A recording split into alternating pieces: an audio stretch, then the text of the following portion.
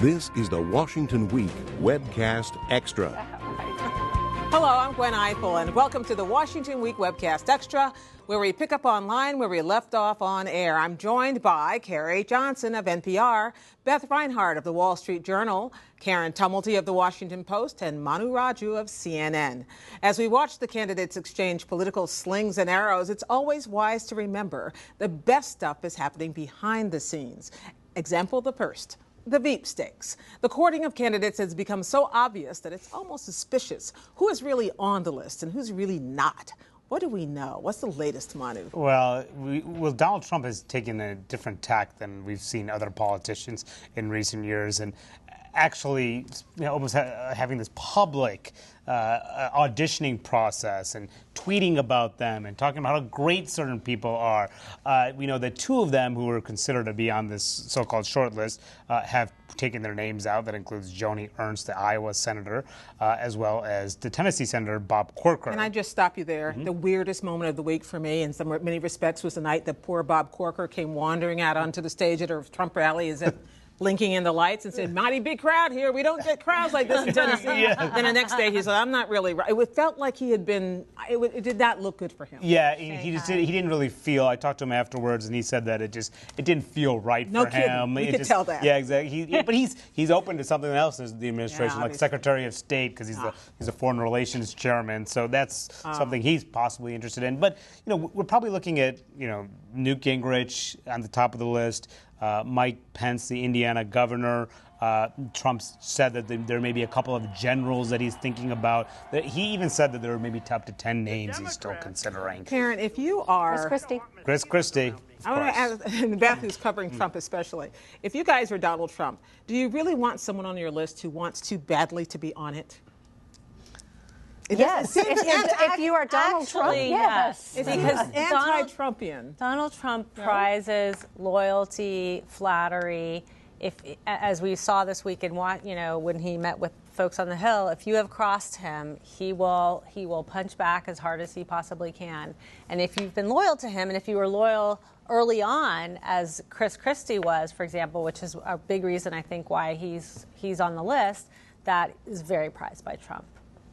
I think so too. I think that what he wants more than anything else is somebody who's not going to disagree with him, who is not going to challenge him, who is not going to criticize him. You think there's any chance for a surprise, someone whose name we haven't seen at all? Like last time, Sarah Palin came trotting out and we all went, who? With Donald Trump, there's a very big chance of that. And if there's a good woman candidate, certainly that would be helpful, given how potentially helpful, given how underwater he is with women voters. There was some talk about... I'm sure women voters will say, oh, well, he's got a woman vice president, so I'll just change. There were some reports of Marsha Blackburn from Tennessee, the congresswoman, being on the list. One of my colleagues spoke with her about it. She didn't rule it out, and she also didn't say that she was being vetted or not, but she also didn't seem totally interested in it. So yeah. I'm a little skeptical that he's going to go that route. Fascinating. Okay, well, Carrie, I'm going to move you back to the Justice Department here because today, probably buried in all of the other news of the week, was an indictment of a sitting congresswoman. Tell me about it. Corinne Brown from Florida, who's been in the House since 1993 and is up for re-election this year, got indicted for essentially allegedly operating a slush fund, for creating this charity that was supposed to give scholarships to students, raking in $800,000 according to the Justice Department, and then using a lot of that money to buy tickets and skyboxes and NFL games, Beyonce concerts. I have to say, the last time I saw Corinne Brown on camera somewhere was when she was walking off Air Force One with the president when he arrived in Orlando to meet with the victims of the shooting. So authorities say of that $800,000 that she allegedly raised with her chief of staff, who was indicted alongside her, they gave $1,200 to scholarships and to charity. Wow. That case has obviously got to be litigated through the courts, and in these situations, lawmakers tend to mount a big defense, as Shaka Fattah did, Democrat from Pennsylvania, earlier this year. He ultimately wound up convicted of bribery and numerous other offenses. And had to leave Congress, but she doesn't have to until, obviously, unless she's convicted. I want to ask Beth about a story you had this week about Trump's general election strategy. We talk a lot about him from week to week to week, lurching along, but it turns out there's a long long view here somewhere. He has come up with a list, or the campaign professionals around him have come up with a list of 17 target states, which is a pretty big landscape. That's a big battleground. I think Mitt Romney had closer to 10 or 12. And so part of the reason it's so long is that it's got some reliably Republican states on there that most of the time Republicans sort of take for granted, but Donald Trump can't because he's Donald Trump and the numbers are all wacky this year. He's also got a couple blue Democratic-leaning states on there that he thinks he can do well with. He has said he thinks he would do well in California, but he is way behind. California and New York did not make the cut. And the reasons are obvious. The cost of competing in those states and the gap he needs to make up is just enormous. It's just prohibitive.